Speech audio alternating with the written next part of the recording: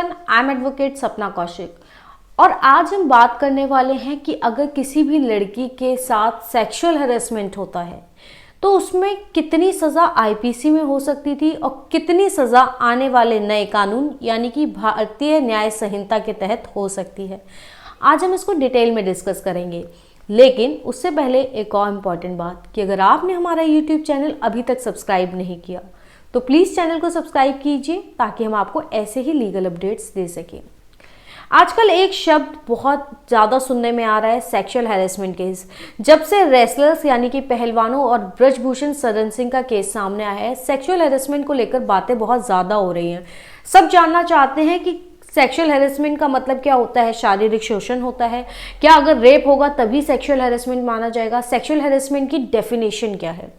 Sexual harassment में ज़रूरी नहीं है कि किसी का शारीरिक शोषण ही किया जाए यानी कि फिजिकली किसी को एक्सप्लॉइट किया जाए, नहीं। अगर आप किसी भी लड़की पर कोई भद्दे कमेंट करते हैं, उसको गलत नज़रों से देखते हैं, घूरते हैं या फिर उसको कोई पॉर्न वीडियोस दिखा देते हैं, उससे कोई सेक्सुअल फेवर मांगते हैं, उसको शारीरिक संबंध बनाने के लिए कहते हैं, फेवर मांगते हैं उससे, या फिर कोई भी गंदी फप्ती उसको कस देते हैं या किसी भी तरीके से आप किसी लड़की को परेशान करते हैं, वो सारी चीज़ें सेक्सुअल हैरेसमेंट के अंदर आती हैं। आईपीसी के सेक्शन 354A में सेक्सुअल हैरेसमेंट बताया गया था कि फिजिकल कांटेक्ट करना, जो कोई लड़की आपको मना कर चुकी है कि वो आपके साथ कोई ऐसी बात करने में इंटरेस्टेड नहीं है, लेकिन फिर भी आप किसी को ऐसी बात बोलते हो जिसमें गलत सेक्सुअल इंटेंट है, तो वो भी सेक्सुअल हैरेसमेंट है। किसी से कोई सेक्सुअल फेवर्स मांगना वो भी, या किसी को पोर्नोग्राफी दिखाना, या किसी को कोई ऐसा रिमार्क, कोई ऐसी बात बोल देना जिसमें सेक्सुअली रिमार्क्स पास करना, ये सारी चीज़ें सेक्सुअल हैरेसमेंट में आती हैं।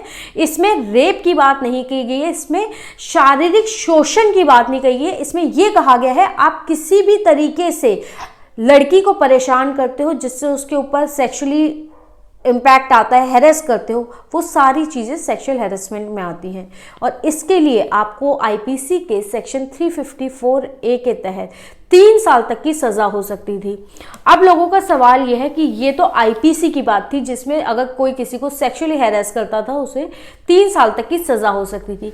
आखिर अब भारतीय न्याय संहिता में कितनी सज़ा होगी? सेक्सुअल हैरेसमेंट को भारतीय न्याय संहिता के सेक्शन 75 में बताया गया है और इसमें भी सेम सज़ा दी गई है कि अगर कोई भी किसी को सेक्सुअली हैरेस करता है तो उसको भारतीय न्याय संहिता के तहत भी 3 साल तक की सज़ा हो सकती है। आई होप आप समझ गए होंगे कि सेक्सुअल हैरेसमेंट पहले भी क्राइम था और अभी भी क्राइम है। पहले 354A में था, अब सेक्शन 75 में होगा। पहले भी सज़ा 3 साल थी और आगे भी इसमें सज़ा 3 साल ही रहेगी।